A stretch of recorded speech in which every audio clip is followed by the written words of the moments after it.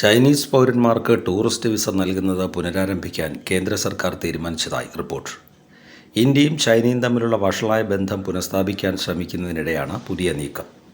5 വർഷത്തിന് ശേഷം ആദ്യമായാണ് ചൈനീസ് പൗരന്മാർക്ക് ടൂറിസ്റ്റ് വിസ നൽകാൻ ഇന്ത്യ നടപടികൾ ആരംഭിച്ചതെന്ന് വാർത്താ ഏജൻസിയായ റോയിറ്റേഴ്സ് റിപ്പോർട്ട് ചെയ്തു. ജൂലൈ 24 മുതൽ ചൈനീസ് പൗരന്മാർക്ക് ടൂറിസ്റ്റ് വിസ ഇന്ത്യ നൽകി തുടങ്ങുമെന്ന് ബെയ്ജിങ്ങിലെ ഇന്ത്യൻ എംബസി ഉദ്ധരിച്ച് റോയിറ്റേഴ്സിൻ്റെ റിപ്പോർട്ടിൽ പറയുന്നു. ചൈനയിലെ ഇന്ത്യൻ എംബസി ചൈനീസ് സാമൂഹിക മാധ്യമമായ വെയ്ബോയിൽ പങ്കുവച്ച പോസ്റ്റ് ചൈനീസ് മാധ്യമമായ ദ ഗ്ലോബൽ ടൈംസും പങ്കുവച്ചിട്ടുണ്ട്.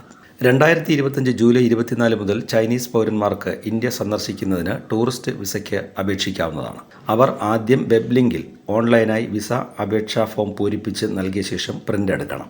അതിനുശേഷം വെബ് ലിങ്കിൽ അപ്പോയിൻമെൻറ്റ് എടുക്കണം. തുടർന്ന് ഇന്ത്യൻ വിസ അപേക്ഷാ കേന്ദ്രത്തിൽ അപേക്ഷ നൽകണം. ഇതിനായി പാസ്പോർട്ട്, വിസ അപേക്ഷാ ഫോം, മറ്റ് അനുബന്ധ രേഖകൾ എന്നിവയും നൽകണം, ഇന്ത്യൻ എംബസിയുടെ പോസ്റ്റിൽ പറയുന്നു. ഇന്ത്യയുടെ അനുകൂലമായ നീക്കം ശ്രദ്ധിച്ചതായി ചൈനീസ് വിദേശകാര്യ മന്ത്രാലയ വക്താവ് ഗുവോ ജിയാക്കുൻ ബുധനാഴ്ച പറഞ്ഞു.